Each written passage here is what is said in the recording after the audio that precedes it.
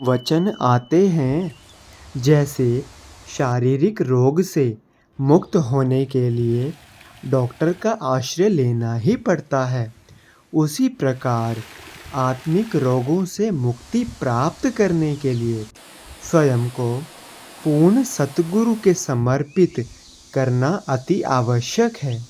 सभी गुरमुख प्रेमियों को प्रेम भरी जय सच्चिदानंद जी।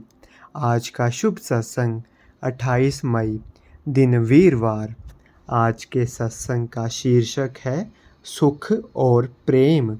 श्री प्रयागधाम दरबार से फरमाए हुए आज के इस पावन सत्संग को बड़े ही श्रद्धापूर्वक श्रवण करें। अगले वचन आदरणीय महात्मा जी के होंगे। गुजारा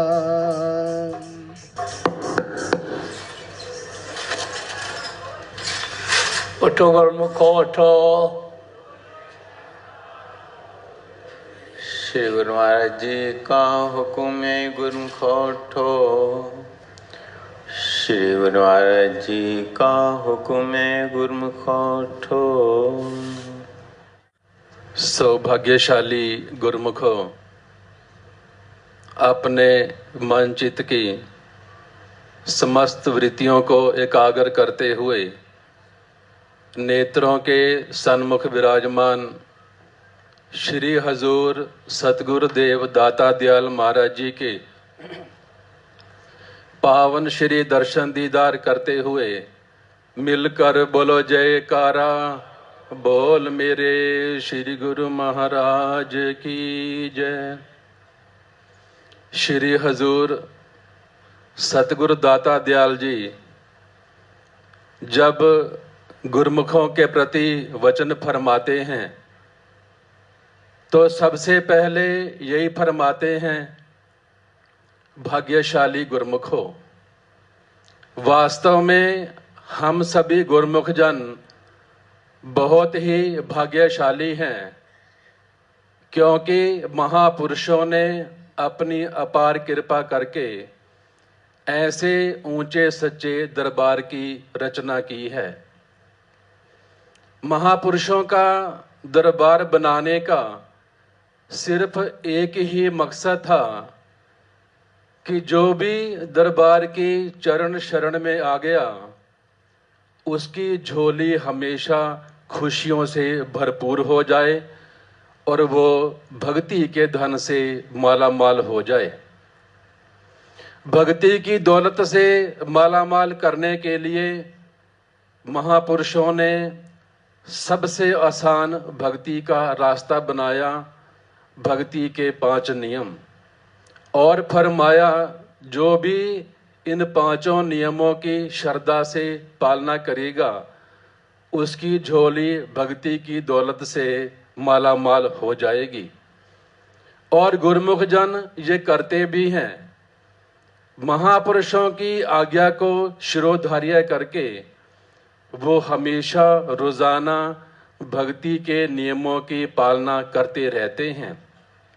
जब वो हृदय से पालना करते हैं तो वो स्वयं अनुभव करते हैं कि महापुरुषों के चरणों से उन्हें कितनी भक्ति की दात प्राप्त होती है, कितनी खुशियां उनको मिलती हैं।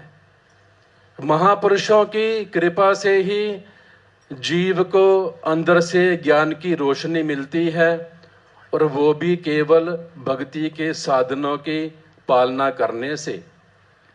जैसे सूर्य के बिना प्रकाश नहीं होता, जैसे जल के बिना नदी नदी नहीं कहलाती, ठीक उसी प्रकार जब आत्मीय ज्ञान प्राप्त करना हो तो केवल महापुरुषों की कृपा से ही संभव हो सकता है। ये ज्ञान सांसारिक डिग्रियां प्राप्त करके या सांसारिक विद्याएं ग्रहण करके प्राप्त नहीं किया जा सकता। सांसारिक विद्याएं प्राप्त करके, सांसारिक ज्ञान को पा करके सांसारिक सुख तो मिल सकता है, लेकिन आत्मिक ज्ञान केवल महापुरुषों की कृपा से ही प्राप्त होता है। जब जीव भक्ति के साधनों की पालना करते हैं तो महापुरुष प्रसन्न होकर के उन्हें अंदर से ज्ञान की रोशनी देते हैं। जब जीव को ज्ञान हो जाता है तो उसे वैराग हो जाता है, उसे मालूम हो जाता है कि संसार के अंदर कौन सी चीज नाशवान है, असत्य है, झूठी है, कौन सी चीज साथ निभाने वाली है और कौन सी छोड़ जाने वाली है। महापुरुषों की कृपा से ही उसे संसार का पूरा ज्ञान हो जाता है और वो ज्ञान केवल संसार में गुरुमुखों को ही प्राप्त होता है। तभी तो गुरुमुख जन संसार में रहते हुए भी, हर प्रकार के कार्य व्यवहार करते हुए भी हमेशा अपने चित्त की डोर को महापुरुषों के चरणों से जोड़ करके रखते हैं, क्योंकि वो जानते हैं जो चीज महापुरुषों के चरणों से प्राप्त होती है वो संसार में और किसी भी साधन को अपनाने से नहीं मिल सकती।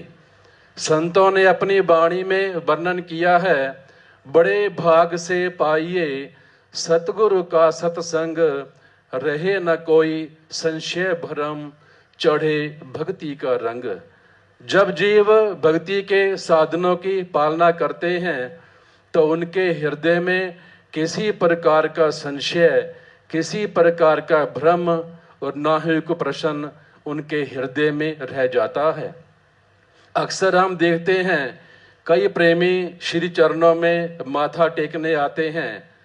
श्री चरणों में आकर के वो यही विनती करते हैं, जब हम घर से चले थे तो हमारे अंदर बड़े प्रश्न थे कि जाकर के श्री गुरु महाराज जी को ये सारे प्रश्न पूछेंगे, लेकिन जब सामने आते हैं तो पता नहीं सारे प्रश्न कहाँ पर गायब हो जाते हैं।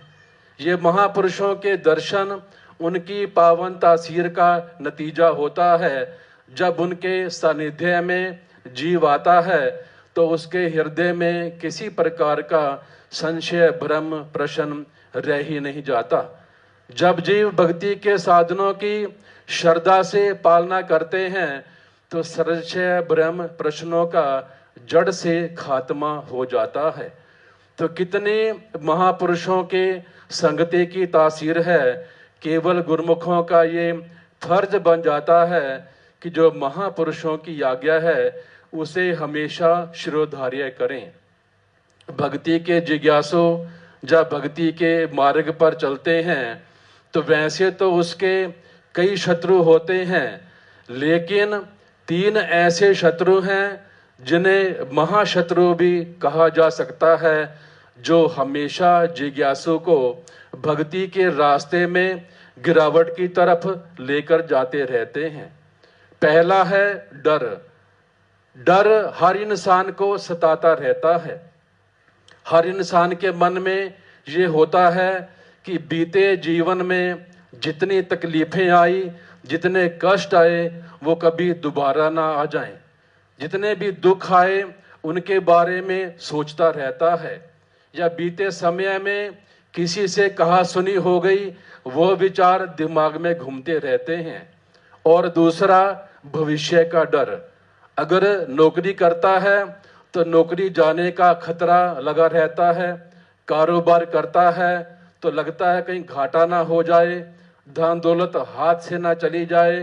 भविष्य में ऐसे डर पैदा कर लेता है, चाहे वो घटित हो या ना हो, लेकिन भविष्य का डर उसे हमेशा सताता रहता है। कई प्रेमी कहते हैं भजन अभ्यास में हम बैठते हैं लेकिन मन नहीं लगता, भटकता रहता है। मन हमेशा अतीत के दुखों में और भविष्य के डर में जीव को भरमाता रहता है, उसे कभी भी भक्ति के रास्ते पर अग्रसर होने ही नहीं देता।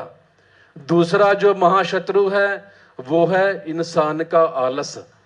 इंसान जब भक्ति करता है तो हमेशा आलस करता रहता है।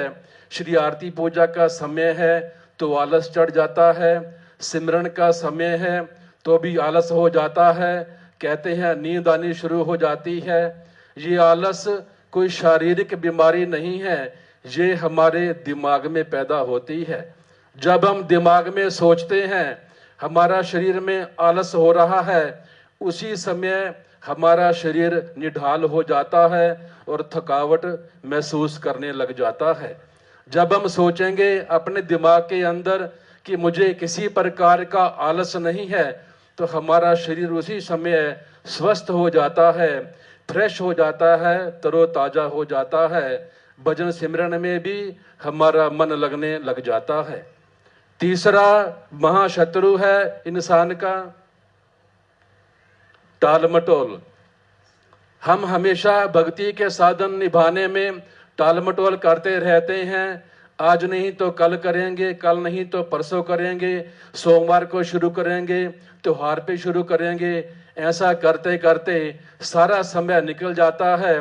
टाल मटोल करते करते कई साल बीत जाते हैं, लेकिन भक्ति के साधनों की पालना नहीं कर सकते।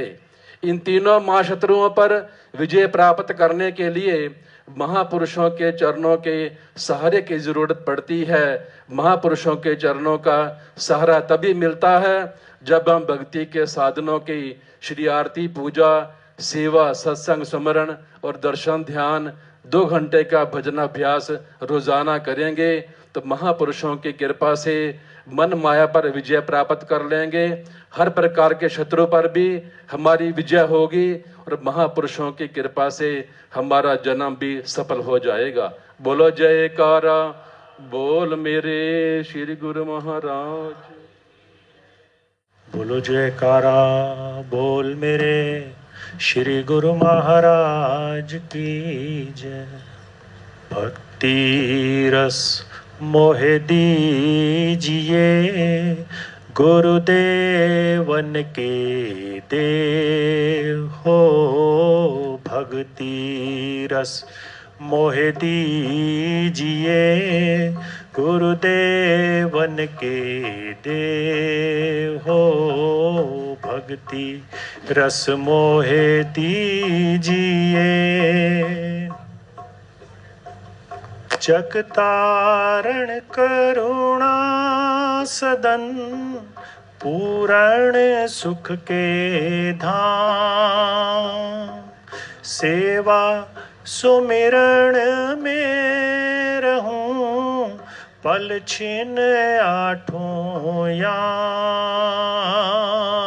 कोटि कोटि मम वंदना, कोटि कोटि मम वंदना। कोटि कोटि प्रणाम हो। भक्ति रस मोहे दीजिए, गुरुदेवन के देव हो। भक्ति रस मोहे दीजिए, गुरु की भक्ति जहाज है, भव सागर के माही। यम का त्रास मिटाए के, जो आवागमन छुड़ाही। तुम जो रहो सर पर सदा, तुम जो रहो सर पर सदा। कोई कमी फिर नाही। भक्ति रस मोहे दीजिए, गुरुदेवन के देव हो। भक्ति रस मोहे दीजिए,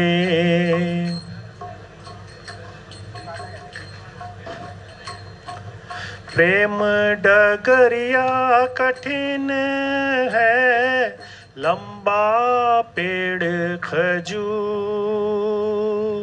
चढ़े सो चाखे प्रेम रस, गिरे सो चकनाचूर। कृपा करो रंगरेज है, कृपा करो रंगरेज है।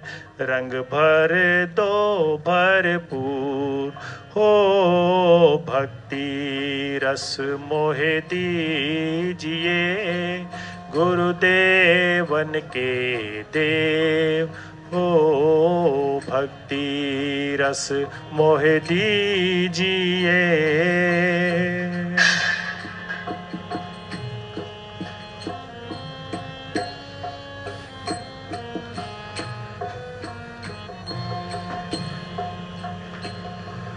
कमल फूल बन कर रहूं सुमिरन में सुख पाऊं। कमल फूल बन कर रहूं सुमिरन में सुख पाऊं।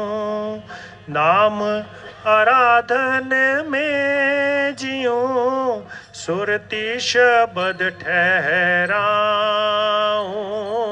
कागा से हंसा मैं बनूं कागा से हंसा मैं बनूं। चुग चुग मोती खाऊं हो भक्ति रस मोहे दीजिए गुरुदेवन के देव हो भक्ति रस मोहे दीजिए।